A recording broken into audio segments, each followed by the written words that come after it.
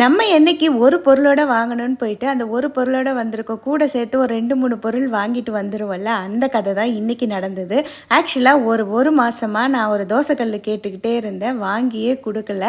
லாஸ்ட்டா என்ன சொன்னாரு, "நீ வராத, நான் மட்டும் போய் வாங்கிட்டு வந்துர்றேன்" அப்படின்னு சொன்னாரு.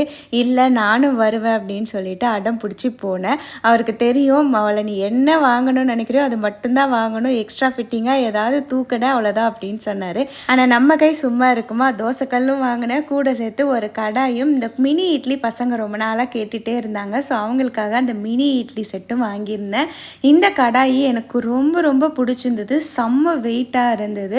கேமராவில் பார்க்குறதுக்கு கொஞ்சம் சின்னதாக தெரியலாம், பட் இது நல்லா பெருசாக இருக்குது. ஒரு 2, 3 பேர் எக்ஸ்ட்ரா வந்தால் சமைக்கிறதுக்காக இது வாங்கி வச்சுருந்தேன். அப்புறமா நான் கேட்டேன் இந்த தோசை தவா, இதுவுமே நல்ல வெயிட்டாக இருந்தது.